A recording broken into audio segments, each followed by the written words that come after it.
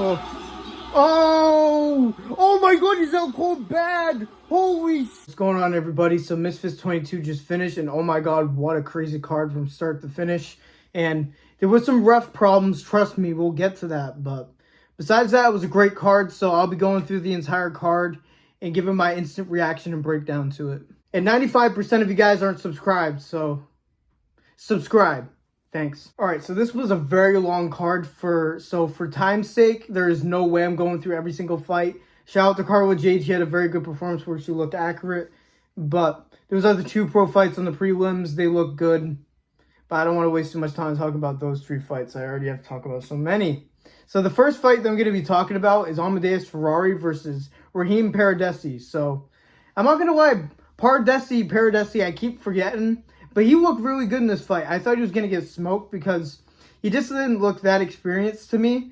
And I thought that Amadeus Ferrari was going to fight like a crackhead again. And for the most part, the first round, Amadeus Ferrari was really just trying to work his jab. And it seems like he really wanted to preserve his gas tank. And you saw later, it still is a problem. So if he wants to be anything in Misfits boxing, he's going to have to fix that. So Ferrari tried to land his jab and his looping shots, but Paradesi did really good keeping his distance and moving.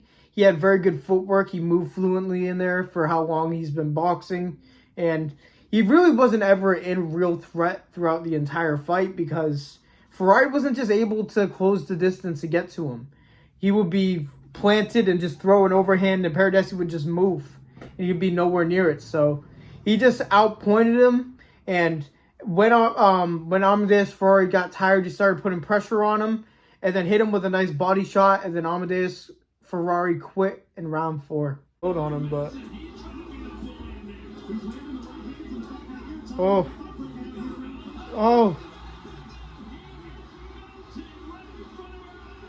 I think Ferrari gassed out.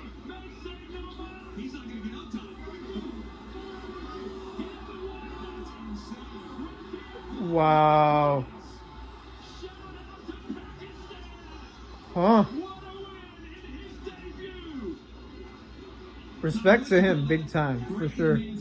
Wow. Paradesi is 37, so if I was him, to be honest, I would just take this win and run with it, say that you won a boxing match, but he seems like he got some skills, so I can imagine Misfits wanting to bring him back, but if I was him, I would just call it, but we'll see if they do anything with him. Next fight, Chase Demore versus Marcon. I forgot. Oh, Nathan Marcon. That was his name. Now, the ending of this fight is just the average Chase Demore performance. I shouldn't have expected anything different, to be honest with you, but Marcon, I thought it was Marcon this whole time, but that makes more sense as a Polish name. But so Chase was just trying to keep his distance. He did a really good job with that. He was just working his jab, and Marcon was just spamming overhand rights. The entire first round, he would just spam overhand right, Chase would back up. He would spam overhand, he would just back up. Just over and over and over again. Just swinging for the fences. And he just wasn't able to land on Chase. I would like to know if he even landed on Chase one time. And then Chase was patient, kept his distance. I think a round passed. But round 1 or 2, Chase got close, he closed the distance, and then landed a beautiful uppercut, to be honest, on Marcon. And the doctor decided to stop it. Now, this was one of many blunders by refs in, I guess, the cut man. This is the first time I've ever seen a cut man be used in Misfits, I'm pretty sure. And there was a gash on his lip, but I feel like there's been worse in boxing, and I could be tripping, but I feel like the fight could have kept going. And Marcon was even more upset than everybody in the crowd because he charged right at Chase at the end of the fight, and Chase was just reacting to it.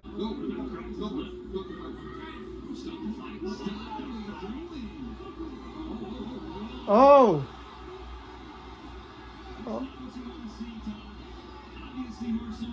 What the fuck? What the fuck? I gotta say, Marcon and Ferrari are crazy Polish guys with like some Raja Jackson type self-control, but I gotta say, they are entertaining in the press conferences. If they could learn how to box, it'll be great for Misfits, but I don't know, man.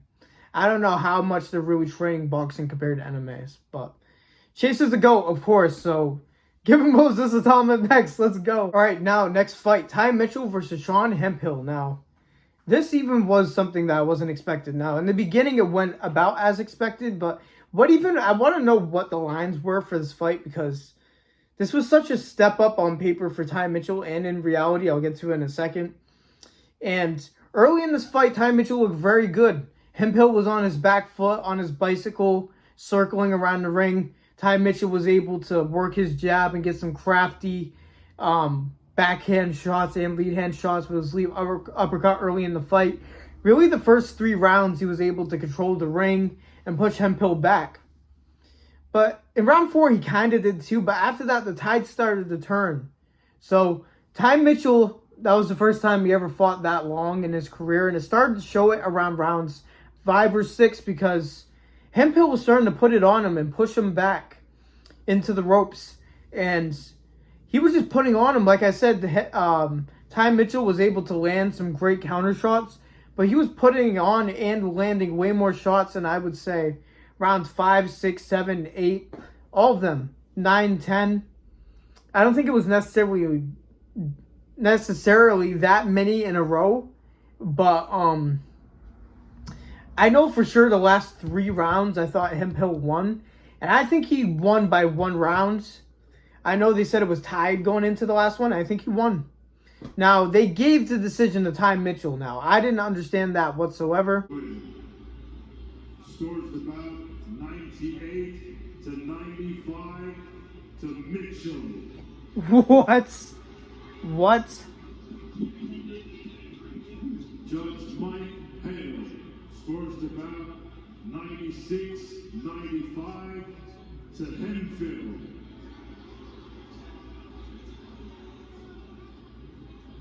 Judge Escalon Sandan scores about 96-94. And to your winner by split decision and your new Misfits Boxing Pro Super Middleweight World Champion,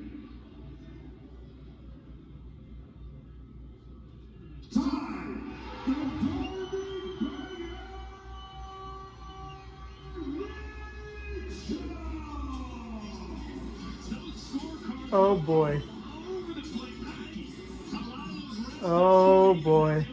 Don't get me wrong, Ty Mitchell is a very special boxer when he's fresh, but he really got tired. And I remember in round 7 specifically, he was on the ropes the entire time and he was getting worked, and then he landed a great shot at the end of the round, but he was just hands down taking shots. There were a couple of times where he seemed to get saved by the referee. Again, poor refereeing, and just peppering him with shots against the ropes. And then, again, occasional really creative counter shots from Ty Mitchell. But he was getting outworked later in the fight, and I think it was enough rounds where Hemphill should have got the decision. Let me know if you guys disagree. People were saying draw.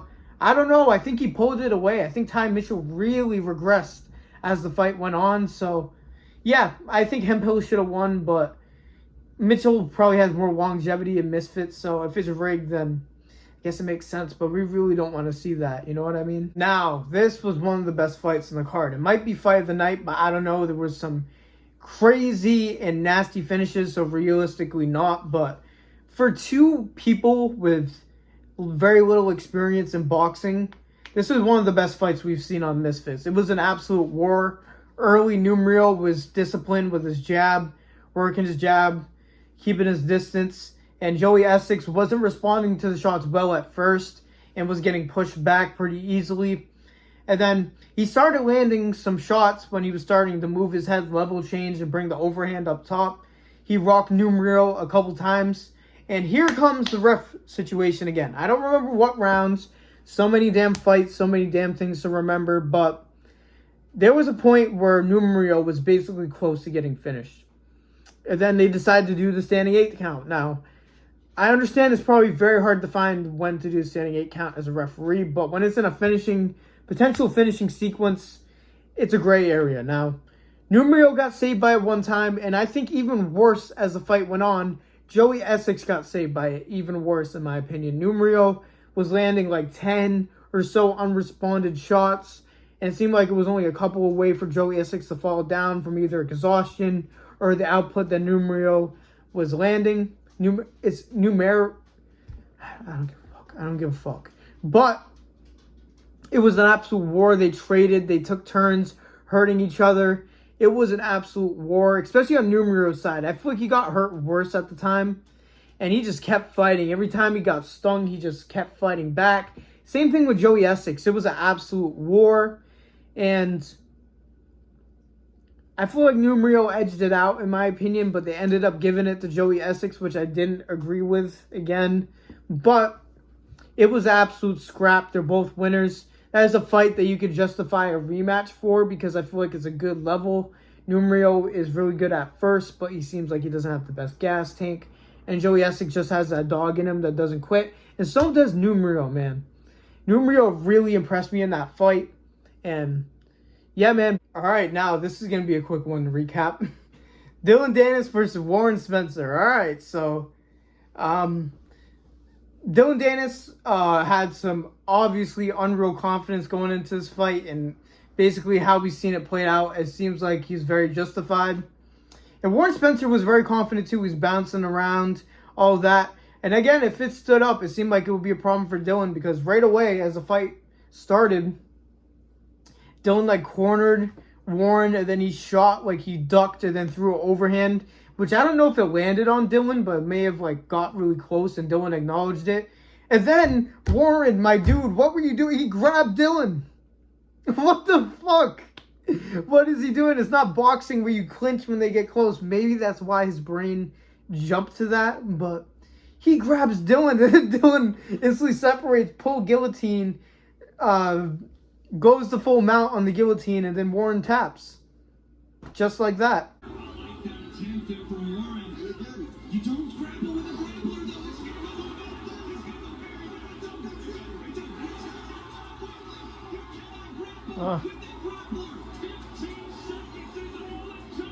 Well, and then there was this weird sequence before Dylan even got his hand raised. He got the belt, the post-fight interview, and Eddie Hall came into the ring to try to set up the next fight before he even got his hand raised. And Ben did this multiple times during the card. I don't know what was up with him. He went up for a post-fight interview before the decision was even read out. So I don't know what was good with him, to be honest with you. He was tweaking today, but yeah, Dennis versus Eddie Hall is interesting. Dylan Dennis called out Islam Makhachev and KSI. Hot take.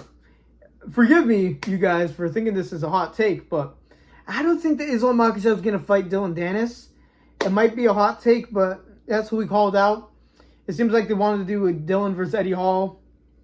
That's a crazy circus exhibition, so I guess that's cool. That might be my video tomorrow, so we'll see. Now, for the co-main event, Salt Poppy versus Tony Ferguson. Now, I don't think I've had mixed feelings about a result of a fight like this in a very long time.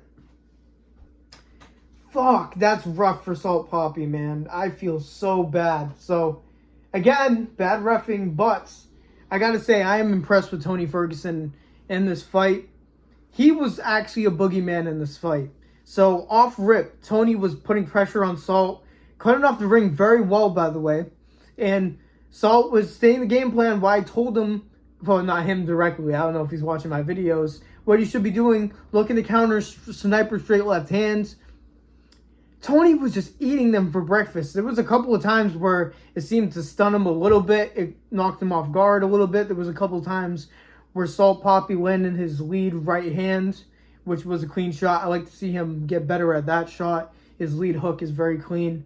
But Tony wasn't giving up, and he was pressuring him the entire time.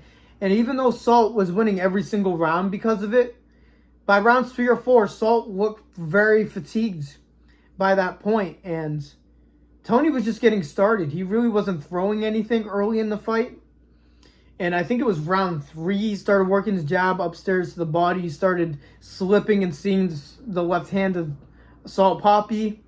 And then rounds 4 or 5, I'm so shit at remembering things. This is why you guys should subscribe, because I'm so fucking fantastic at this. So, against the ropes, he finally gets Salt with a very nasty straight right hand. And he started unloading on Salt Poppy, and the fucking referee, dude, steps in. No standing 8 count, no nothing. Salt Poppy was still defending himself. The referee decides to stop the fight right there. Tony's starting to find more and more success in the middle. Oh. Oh my god. Whoa, whoa, whoa, what the fuck? What was that stoppage? What?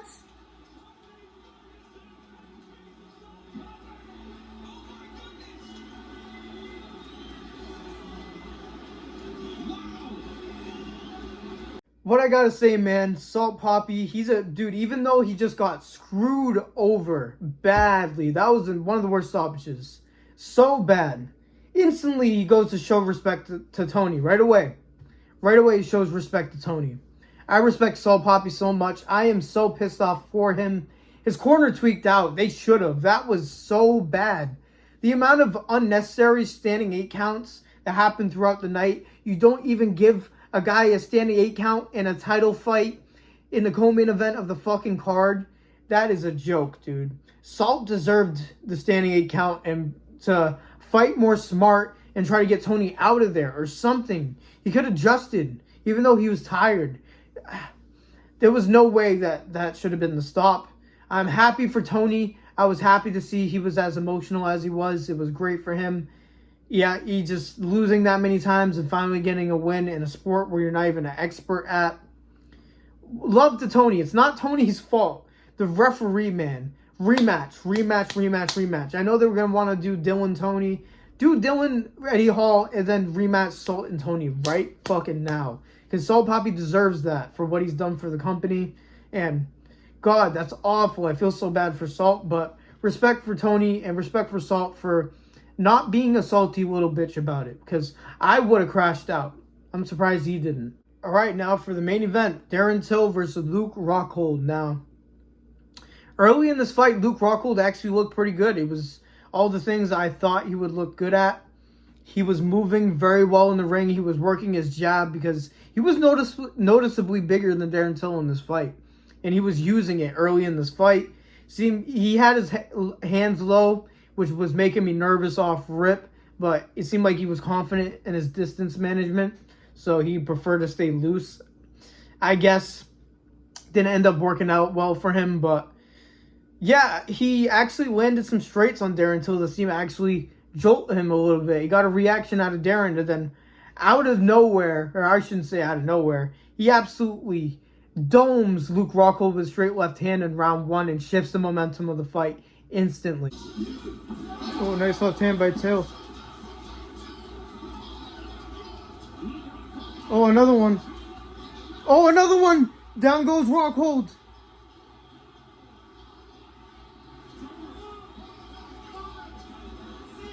Oh, Rockhold's not doing great. Now, Luke Rockhold was in very rough shape after that knockdown. They could have called it off because after he got up, first of all, he got up way faster than he should have. He ran up to his feet and he was stumbling. The ref could have just went like this. I don't think anybody would have said anything. It would have been way better than the Salt Poppy finish. I'll tell you that right now. I'm going to be upset about that for a little bit. I hate that has to be Tony. I'm not mad at Tony. I'm mad at the ref. But anyways, Luke Rockhold was in rough shape after that. He did not look very confident after that. His movement was a little bit more rushed. He was getting himself cornered. He wasn't as positive, as confident moving forward with his jab. I don't even know how many punches he threw after that. Not many. Because in round 2, Luke Rockhold gets cornered and Darren Till lets loose like a 5-6 piece combination and finishes with a straight left and absolutely folds Luke Rockhold out cold. Oh my god, he's out cold bad. Holy shit. Holy fucking shit, he folded him. Oh my god, dude. Holy shit.